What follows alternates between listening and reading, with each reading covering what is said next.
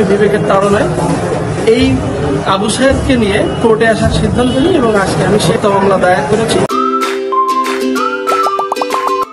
দৈনিক শিক্ষা তথ্য। কোটা আন্দোলন ঘিরে সারা দেশে মারা যায় 500-র বেশি মানুষ। 19 জুলাই রাজধানীর বছিলায় গুলিতে মৃত্যু হয় এক দোকানির।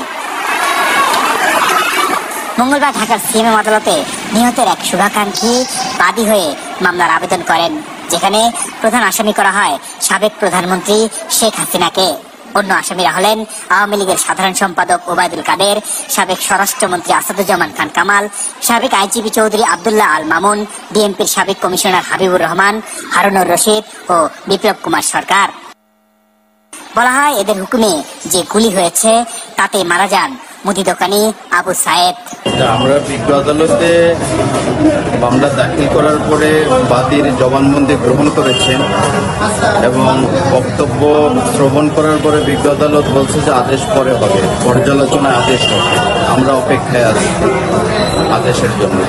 সাধারণ নাগরিক, এদেশের সাধারণ মানুষের পক্ষ থেকে ধরেন ছাত্র জনতার যে জুলাই বিপ্লব, এই বিপ্লবে অনেক ছাত্র মারা গেছে, কিন্তু আমরা যার পক্ষে এসেছি, বিশেষ করে আমি, উনি হচ্ছেন আবু সাহেব।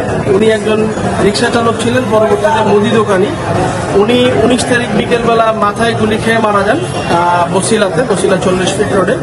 তো আমরা পরবর্তীতে খোঁজ নিয়ে জানতে পারি এই ফ্যামিলিটা খুবই অসহায়, তাদের বাড়িতে খাওয়ার চাল পর্যন্ত নাই এবং তাদের কৃষি ব্যাংকের একটা লোন আছে যেটা 1,30,000 টাকা, এবং তাদের এটা কোনোভাবেই পরিশোধ করা অথবা অন্য কোনো উপায় নেই। এবং পরিবারের সাথে কথাবার্তা বলে যেটা বুঝেছি যে তাদের ঢাকায় আসার মতো কোনো আর্থিক সচ্ছলতা এবং অবস্থা।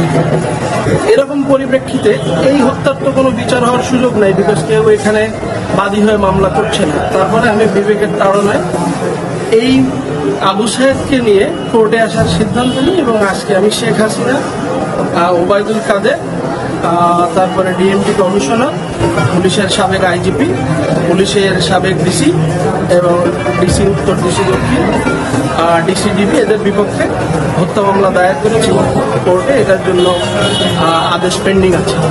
এই মুহূর্তে অপেক্ষা করছি আদেশের পরে আমরা পরবর্তী সিদ্ধান্ত নেব। আমরা বিজ্ঞ আদালতে মামলা দাখিল করার পরে বাদীর জবানবন্দি গ্রহণ করেছেন এবং বক্তব্য শ্রবণ করার পরে বিজ্ঞ আদালত বলছে যে আদেশ পরে হবে, পর্যালোচনায় আদেশ হবে। আমরা অপেক্ষায় আছি আদেশের জন্য। সাধারণ নাগরিক, এদেশের সাধারণ মানুষের পক্ষ থেকে ধরেন ছাত্র জনতার যে জুলাই বিপ্লব, এই বিপ্লবে অনেক ছাত্র মারা গেছে। Thanks for watching. Coming soon next video. Please subscribe our channel দৈনিক শিক্ষা তথ্য।